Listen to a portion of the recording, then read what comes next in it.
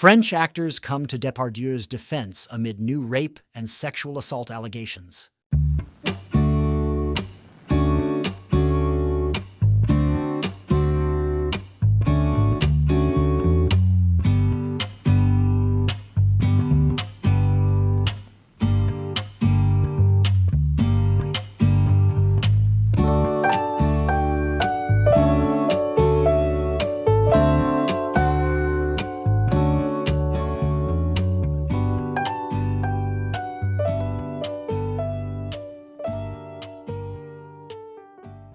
"50 figures from the French entertainment world signed an open letter published Monday defending actor Gérard Depardieu as he faces more than a dozen rape and sexual assault allegations spanning 2 decades.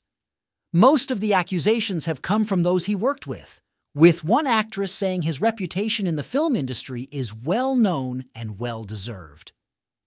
"Anyone who has ever worked with him knows he assaults women," she said, calling Depardieu the last sacred monster of cinema. The letter says its signatories can no longer remain silent in the face of a lynching, and calls on judicial authorities to grant Depardieu the presumption of innocence that he would enjoy, like everyone else, if he were not the giant of cinema that he is. French singer and former First Lady Carla Bruni-Sarkozy and English actress Charlotte Rampling were among the signatories to the open letter, which was published in Le Figaro on Christmas Day, along with French Bond girl Carole Bouquet, who was in a relationship with Depardieu for almost a decade starting in 1996. The letter comes almost a week after French President Emmanuel Macron sparked outrage by saying he thought Depardieu, 75, was the victim of a manhunt amid new assault allegations that emerged this month. Years of allegations, Depardieu's legal troubles began in earnest in February 2021, when he was charged with rape and sexual assault allegedly committed in 2018 against actress Charlotte Arnould at his home in Paris. According to a source close to the case, Depardieu was a friend of the actress's family. She filed a complaint in the summer of 2018 when she was 22, saying she had been raped twice by Depardieu at his Paris mansion a few days earlier. Depardieu, who was placed under formal investigation in December 2020, denies the accusations. More than a dozen more women came forward in April 2023 with allegations of sexual assault spanning 2 decades.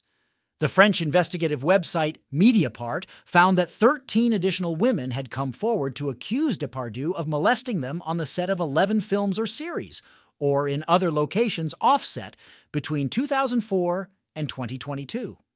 The accusations range from a hand in underwear on the crotch, on the buttocks, or on the breasts, to obscene sexual remarks and insistent grunts, Mediapart reported.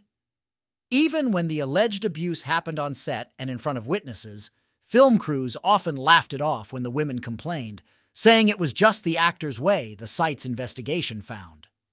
None of the 13 women have filed official complaints, Mediapart said, but 3 have given testimony to judicial authorities. Depardieu has denied the allegations. The actor came under renewed fire early this month after a documentary aired on France, 2 television showing him making lewd comments about a small girl on horseback and openly discussing his penis on a 2018 trip to North Korea. That same week, French actress Helene Darras accused Depardieu of assaulting her while filming a movie in 2007. She told France, too, that Depardieu groped and propositioned her when she was an extra in the film Disco. He ran his hand over my thighs and my buttocks before asking, "Do you want to come to my dressing room?" Darras recounted. Even after rejecting his advances, she said, "He kept groping me between takes." In mid-December, a Spanish journalist said Depardieu had raped her nearly 30 years ago in Paris. Telling AFP she filed a criminal complaint with Spanish police. She said the rape happened when she interviewed the actor in 1995 for Cinemania magazine. High-level protectors' allegations, or perhaps admissions, of Depardieu's role in raping women have been circulating for more than 40 years. In a 1978 interview in Film Comment magazine, Depardieu described his difficult childhood and was quoted as saying, "I had plenty of rapes, too many to count." Time magazine asked Depardieu whether he had participated in these rapes in a 1991 feature story, and Depardieu said he had. But it was absolutely normal in those circumstances, he added. The Time coverage sparked outrage in the United States, but did not seem to dim Depardieu's star in his homeland, with several French political figures turning out to voice support for the actor. Then, Minister of Culture Jack Lang called it a low blow, targeting one of France's great actors. Some said it was part of a conspiracy to undermine Depardieu's chance at an Oscar, despite his chances at an Oscar being slim to none at the time. In France, where sex is treated more casually and public figures are protected more carefully by the press, the brouhaha was seen as another example of American prudishness, Time wrote. Depardieu later denied making the remarks and threatened to sue the magazine, but Time refused to retract its reporting, saying the comments had been tape-recorded. Actress Anouk Grinberg, who has known Depardieu for decades, spoke out for the first time in October, saying his proclivities were an open secret in the industry. Anyone who has ever worked with him knows he assaults women, Grinberg, 60, told Elle magazine, adding that people refrained from denouncing him for fear it would hurt their careers. Culture Minister Rima Abdul Malak said in mid-December that the actor's behavior shames France, noting that Depardieu is at risk of being stripped of his Legion of Honor, the country's top civilian award. But asked about the controversy last week, French President Emmanuel Macron became the latest high-level official to come to Depardieu's defense. Asked in a wide-ranging interview whether the actor should be stripped of his Légion d'honneur, Macron said he thought Depardieu was the victim of a manhunt. "You will never see me take part in a manhunt. I hate that kind of thing," he said, adding, "The presumption of innocence is part of our values." One French feminist collective said Macron's comments were an insult to all women who had suffered sexual violence, but first and foremost to those who accused Depardieu. Another called the president's remarks not just scandalous, but also dangerous. Green Party MP Sandrine Rousseau remarked that Macron has picked his side, that of the aggressors. Escape into acting Depardieu became a star in France starting in the 1970s and 80s, with roles in The Last Metro and Jean de Florette, followed by Cyrano de Bergerac and Green Card, which made him a Hollywood celebrity after he won the Golden Globe Best Actor Award for the role. He later appeared in other international productions, including Kenneth Branagh's Hamlet and Ang Lee's Life of Pi.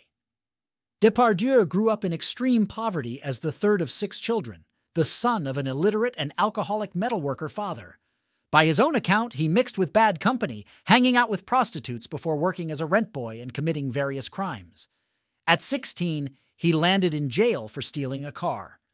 Acting proved his salvation, with money as the main motivating factor. He started on stage in Paris in 1965, and his breakout film came nearly a decade later when he played a ruffian in the erotic comedy Going Places. Despite his successes, Depardieu's private life ran the gamut from drunk driving offenses to one particularly notorious episode involving urinating in the aisle of a plane. Depardieu has also come under fire in the past for his support of Russia.